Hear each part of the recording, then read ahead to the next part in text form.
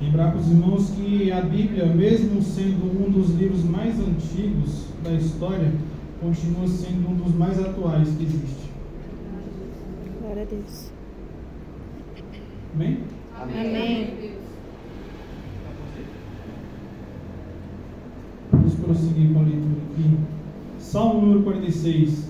Deus é o nosso refúgio e fortaleza, socorro bem presente na angústia, pelo que não temeremos, ainda que a terra se mude, e ainda que os montes se transportem para o meio dos mares, ainda que as águas rujam e se perturbem, e ainda que os montes se abalem pela sua braveza, há um rio cujas águas correntes alegram a cidade de Deus, o santuário das moradas do Altíssimo. Deus está no meio dela, não será abalada. Deus a ajudará ao romper da manhã. As nações se embravecerão, os rios se movimentarão. Ele levantou a sua voz e a terra se derreteu. O Senhor dos exércitos está conosco. O Senhor, Deus de Jacó, é o nosso refúgio. Vinde, contemplai as obras do Senhor, porque desolação tem feito na terra. Ele fez cessar as guerras até o fim da terra, quebrando o arco e cortando a lança, queimando os carros no fogo. Aquietai-vos e sabei que eu sou Deus. Serei exaltado entre as nações, serei exaltado sobre a terra. O Senhor, Deus dos exércitos, está conosco. O Senhor, Deus de Jacó, é o nosso refúgio. Amém. Senhor, meu Deus, eterno Pai, aqui estamos, Senhor Jesus, diante da Tua presença, ó Pai amado, e aqui lemos a porção, Pai amado, da Tua Sagrada Escritura, Senhor Jesus. E aqui viemos, Pai, unicamente para ouvir, Pai amado, as Suas instruções, Senhor, para ouvir as Tuas palavras que nos conduzem à retidão e à justiça, Senhor da glória. Fala conosco, Pai, porque precisamos de Ti, Senhor. Preenche-nos, ó Deus, com a Tua graça e conhecimento, porque é o que nos conduz à Tua salvação, ó Senhor da glória, ó Santo Deus. E aqui viemos buscar a Tua face, Senhor Jesus, e eis-nos aqui em Tua presença. Faz conforme o Teu querer e a Tua vontade, Jesus. Amém, amém. Os irmãos poderiam se assentar. E como eu tinha dito, irmão, por mais que antigas sejam as Escrituras, Deus, como sendo onisciente, ou seja, Ele sabe de todas as coisas. O tempo não existe para Deus. O tempo não existe. Como podem homens surpreender a Deus, sendo Ele conhecedor do futuro? Sendo Ele conhecedor do princípio e do fim, sendo Ele o último, o primeiro e o último, o alfa e o ômega. Impossível o homem surpreender a Deus. É impossível. E esse Deus, que é o mesmo Deus de Jacó, como está escrito aqui, Ele preveu o que iria acontecer com a igreja, o que o povo de Deus iria passar, assim como tem nos instruído a Bíblia, de que tempos ruins se aproximam, de que tempos difíceis estão se levantando.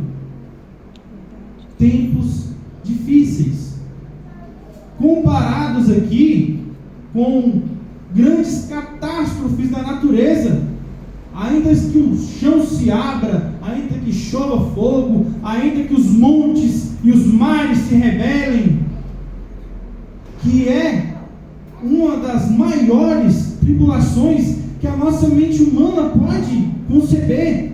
É a força da natureza com uma maior provação. Só que trazendo para o mundo espiritual aqui, a terra há de provar de tudo isso, porque está escrito. Está escrito que não ficará pedra sobre pedra. Fisicamente falando, essa terra há de sofrer. Sim, há de sofrer. Mas não é a terra que herdará o que está prometido, é o povo que está proposto à carreira. Assim como nós lá atrás no passado decidimos e aceitamos o Evangelho, aceitamos Jesus como o único e suficiente Salvador de nossas almas, nós estamos a par do contrato que assinamos de que passaríamos por tais tribulações. Então não venha dizer que está difícil, não venha dizer que não foi avisado, porque o acordado não dói. E se sabemos que tão grande é a luta, maior ainda será a recompensa. Maior ainda será a recompensa. Então, irmãos, aqui afirma que, ainda que os montes se rebelem, ainda que o mar se enfureça, e muitas das vezes a Bíblia coloca a nossa vida como exemplo, um barco que está navegando. E é bem isso que acontece conosco. Quando colocamos Jesus no nosso barco, Jesus na nossa vida, o mar se acalma, porque Ele é o dono do mar. Mas quando deixamos Jesus de lado e queremos navegar com a nossa própria mão, nós pagamos o preço. Porque quando o mar se enfurece, o dono dele não está lá. E o nosso barco pode ir a pique. Ele pode naufragar. E muitas das vezes vemos outros, está navegando tão bem sem Jesus, aquele rapaz ali, está indo tão longe, olha, ele foi e voltou várias vezes sem Jesus e nada aconteceu. Não leve isso como padrão para a sua vida. Não leve isso como padrão para a sua vida. Não baseie a sua fé, a sua salvação com a vida de outro. Porque Jesus trabalha diferente na vida de cada um. É diferente eu trabalhar com você, eu trabalhar comigo, eu trabalhar com fulano e com Beltrano. Às vezes a nossa carga pode ser menor, porque não suportamos a carga que o outro carrega, ou qualquer um aqui está apto a ser pastor. Acho muito difícil. Então não baseie a sua fé na sua salvação com a vida de outra pessoa. Deus e você sabe o que o seu barco aguenta. Deus e você sabe. Então, irmãos, a tribulação vai vir? Ela vai vir, mas está escrito que ao amanhecer Deus o ajudará. Glória a Deus, aleluia, Jesus. Então, na tribulação, pode parecer que você está sozinho. Pode parecer que você está sozinho. Você clama a Deus e não ouve mais nada. Você louva e parece que o céu está de bronze e nada passa do teto. Mas no momento da prova, irmão, o professor fica em silêncio. No momento da prova, o professor fica em silêncio. Ele está lá, mas ele está em silêncio.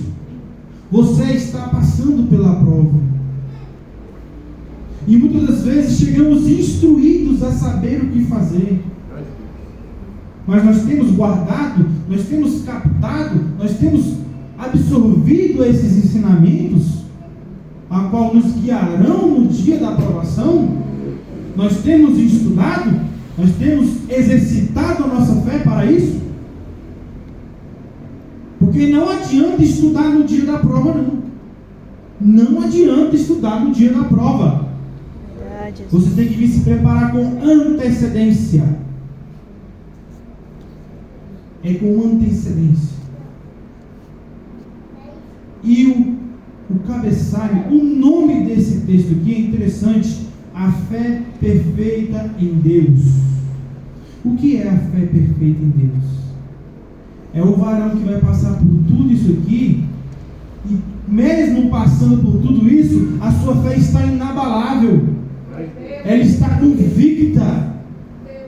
Mas a onda é gigantesca, o abismo é muito grande, são muitas provações, mas a sua fé tem que ser maior do que tudo isso, porque está escrito que assim é a fé perfeita. As nações irão se levantar, porque está profetizado que o corredor só vai estreitando, o caminho é estreito e apertado, as coisas só vão dificultar. E é só o princípio, Então nós que estamos nos queixando agora, o que será de nós no futuro? O que será de nós amanhã?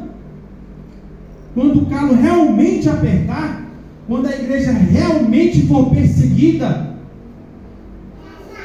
Quando vierem ordens judiciais mandando fechar os templos, nos calaremos? Abandonaremos a nossa fé? Quando este livro for banido?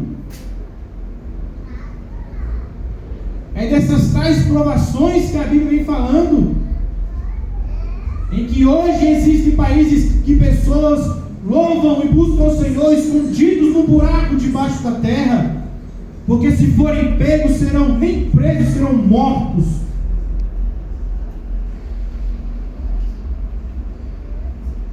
Então o tempo da provação está chegando. Cabe a cada um de nós se preparar, assim como disse o diácono Levi, nos revestir da armadura que está em Efésios 6. De que vale eu ter espada se não tenho escudo? De que vale eu ter escudo se não tenho calçado? De que vale eu ter calçado se não tenho capacete?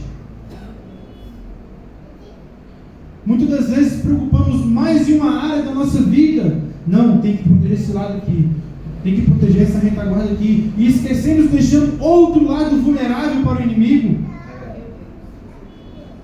A armadura do cristão tem que estar completa. É completa, irmão.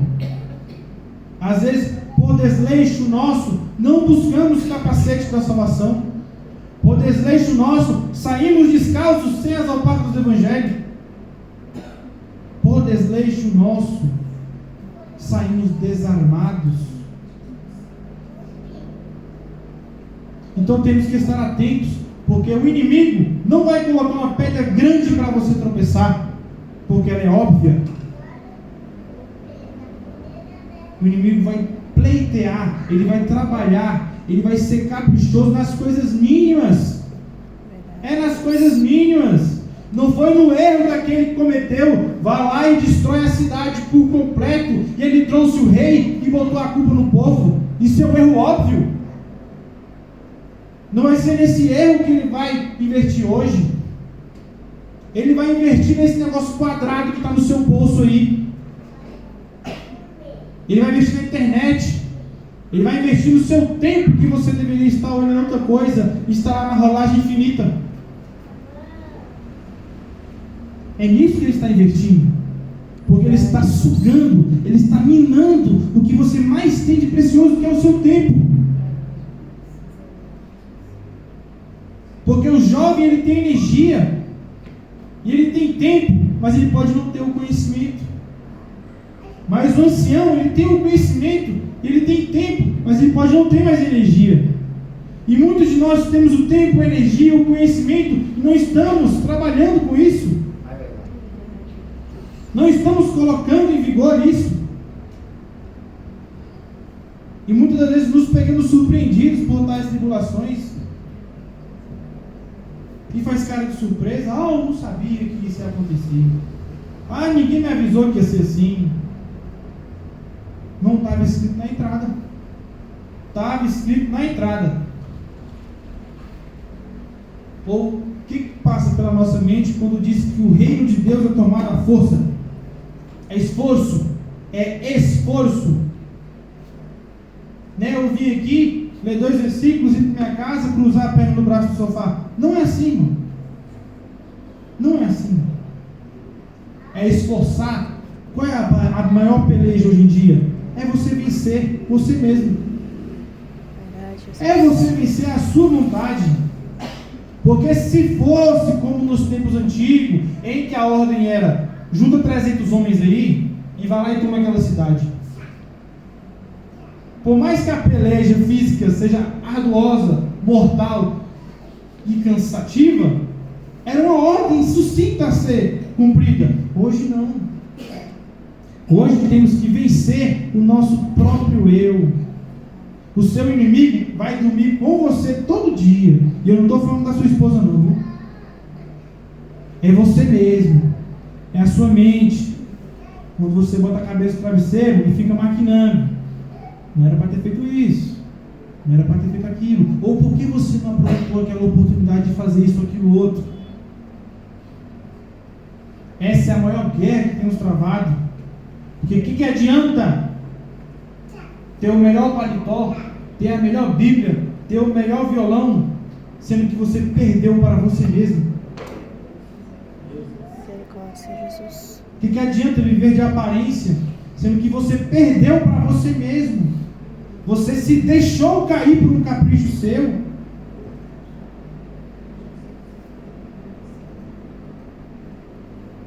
E aí tudo que você vem edificando, tudo, a sua vida na fé é uma edificação, é uma construção.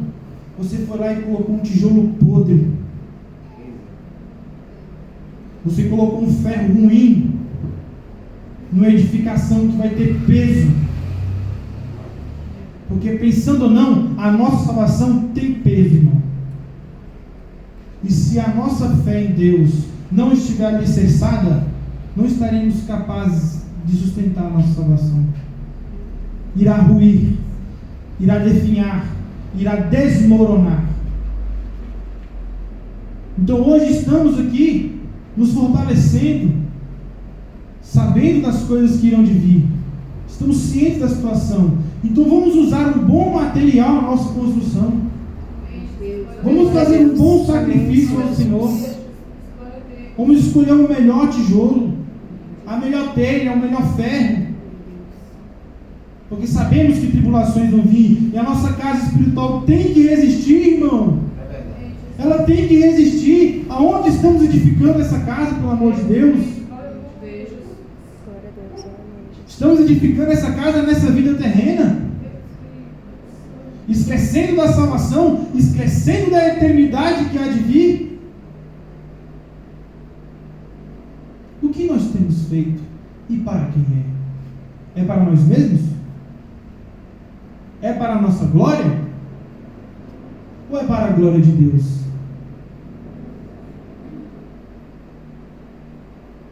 Lembra quando eles estavam falando em seus corações, mas quem será o maior?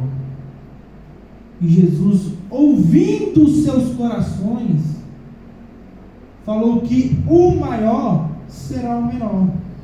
Resumindo, aquele que se faz menor será o grande. Porque quanto mais você incha, quanto mais você quer aparecer, quanto mais o seu nome vai, quanto mais você aparece, Deus diminui. Porque o fulano prega demais, porque o fulano canta demais, porque o fulano isso e aquilo outro, em nome de Deus. Quando alguém chega, irmão, você é uma bênção, toca bem, eu falei, é Jesus, irmão. É Jesus, usando a minha vida aqui. Glória a Deus, aleluia, Jesus. Irmão, você toca isso, toca outro, é Jesus. É Jesus, irmão. O dom de pregação é Jesus quem dá. Não adianta ter 5, 10 diplomas se o Espírito não está falando da boca. Não adianta. Não adianta eu posar atrás de uma parede cheia de livros e ser uma folha branca, onde Deus não escreveu nada. Então, irmãos, temos a oportunidade hoje. E olha que o hoje passa muito rápido. E é muito rápido mesmo. Tem gente que pensou que ia voltar para casa hoje e não voltou. Pensou que era um dia comum. É só mais um domingo. Amanhã, segunda-feira, eu trabalho. Já começa a programar a semana e não voltou para casa. O inimigo ceifou a vida da pessoa por aí. Estava preparada? Não sei. E nós? Pode ser um dia eu ou você a sair pensando que é um domingo comum e não voltar mais para casa. É como eu vi um dia escrito num baú de uma moto. Eu sempre viajo com Deus. Se por um acaso eu não voltar, é porque eu viajei com Ele. Não, perdão. Deus sempre viaja comigo. Se um dia eu não voltar, é porque eu viajei com Ele. Glória a Deus. Então a pessoa que escreveu essa frase, ela está despreendida de tudo.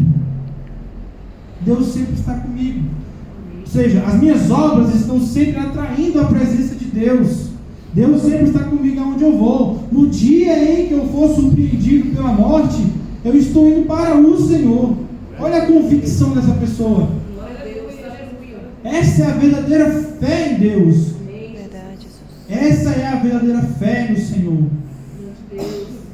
E como diz aqui o versículo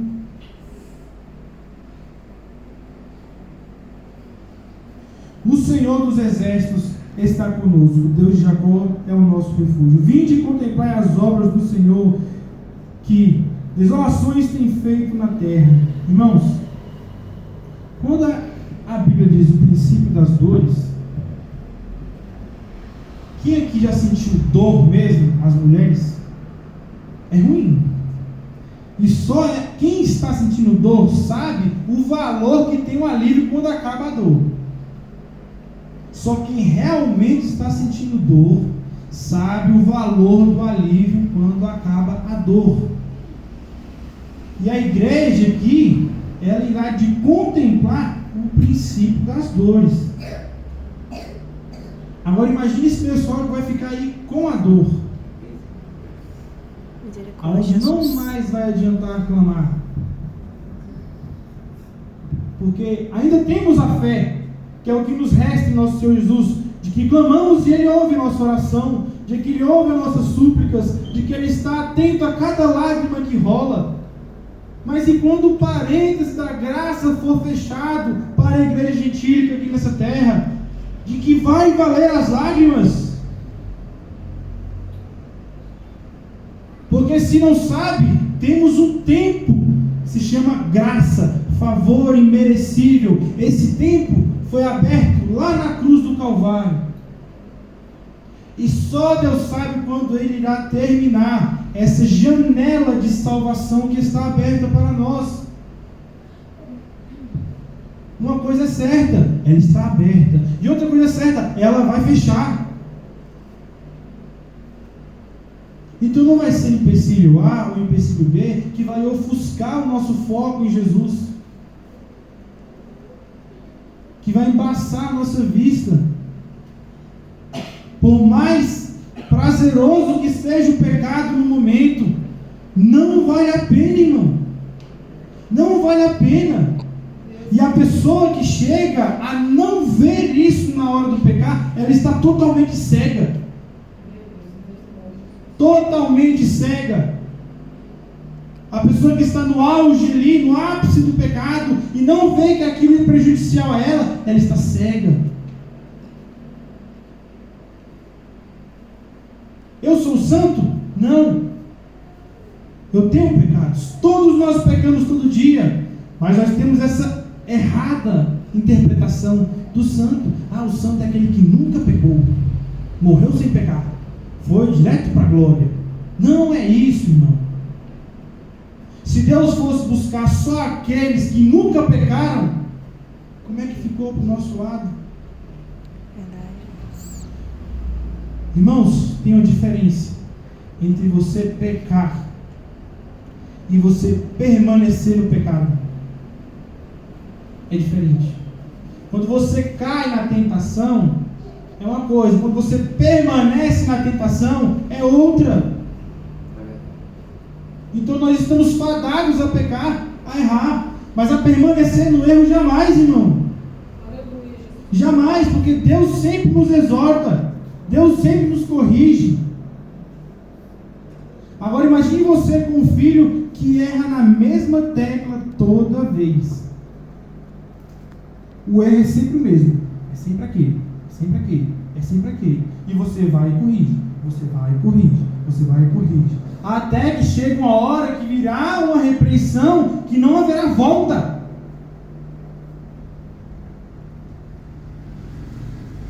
Então sejamos vigilantes no que temos feito, no que temos ouvido, no que temos contemplado. Sejamos totalmente vigilantes. Porque o tempo está correndo e muitas das vezes nós estamos muito ocupados para perceber.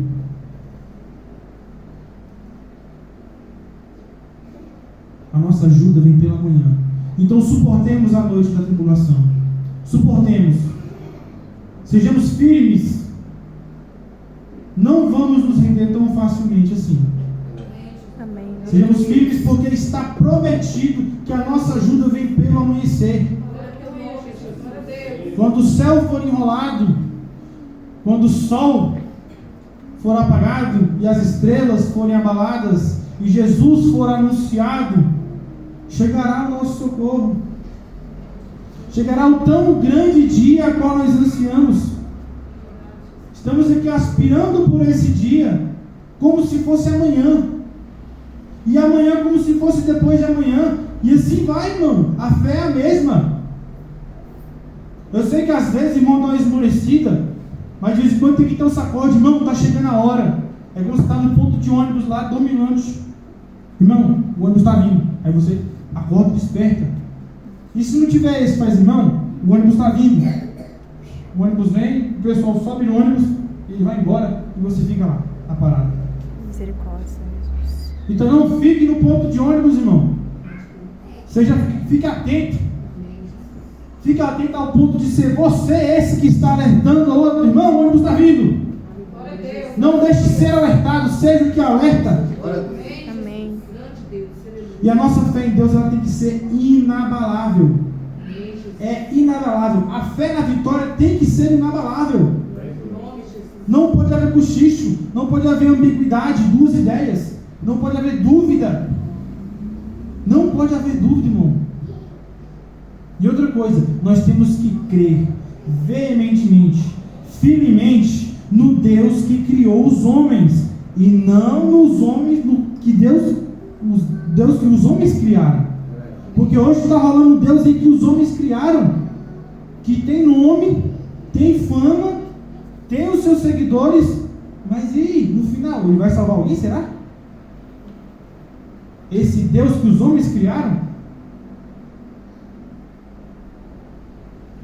Porque tem muita gente colocando muita ficha nele, apostando tudo, irmão, é tudo,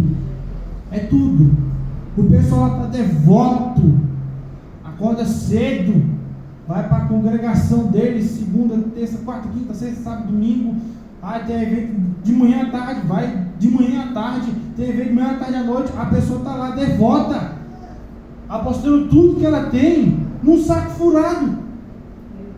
E nós que temos a convicção de que Deus é vivo, Jesus é o verdadeiro Deus e a vida eterna, Ele é o caminho, a verdade e a vida, por que não estamos nessa devoção?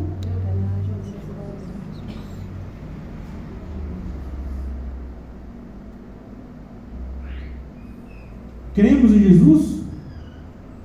Se entregamos para Ele? Porque uma vez que nos entregamos para Jesus, não podemos nós mais tomar a rédea da situação. Você passou o seu caso para o fiel advogado.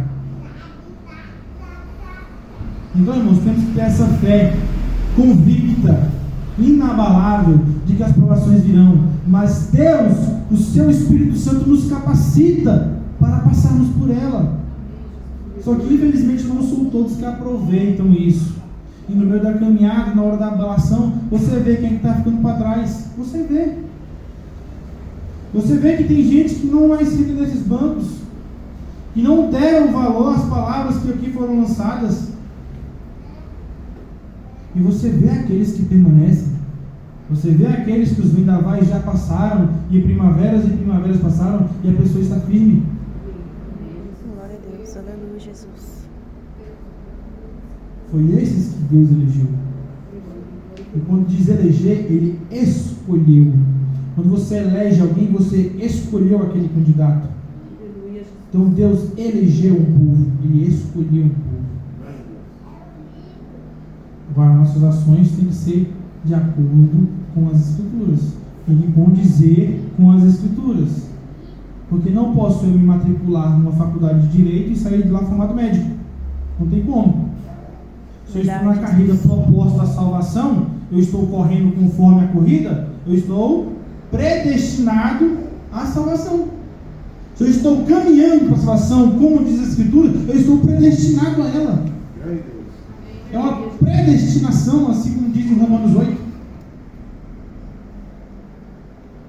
Então que o nosso comportamento, que a nossa mente venha estar encaixada nesse padrão, amém, irmãos? Amém. Exatamente neste padrão, porque o mundo está no escorregador sem fim, indo direto para a perdição, para o abismo, para a escuridão sem Deus.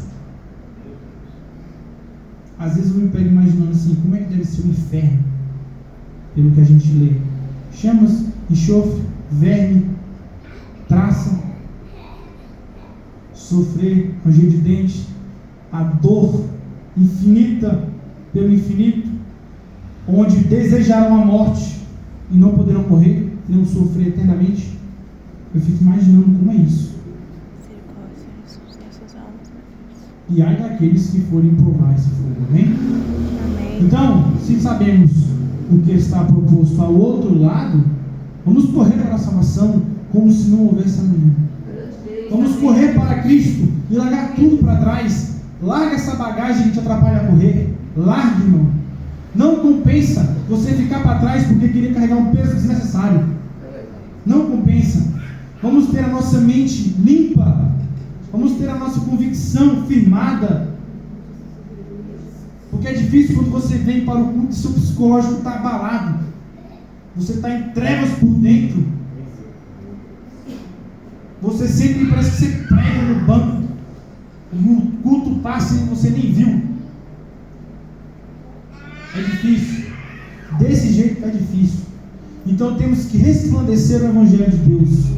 Amém. E a justiça é amor, é perdão. Essas são as evidências de que Deus está presente. Amém, irmãos? Amém. E essa é a palavra que Deus tem colocado no meu coração. Glória a Deus, aleluia. Então estaremos firmes com o Senhor Jesus. Porque Ele prometeu que ao amanhecer a ajuda vai chegar. Amém. Então permanecemos firmes até o amanhecer, irmãos. Amém? Eu agradeço a minha oportunidade em nome de Jesus. Amém. Orai por mim, que eu vou orar por vós. Amém? Amém.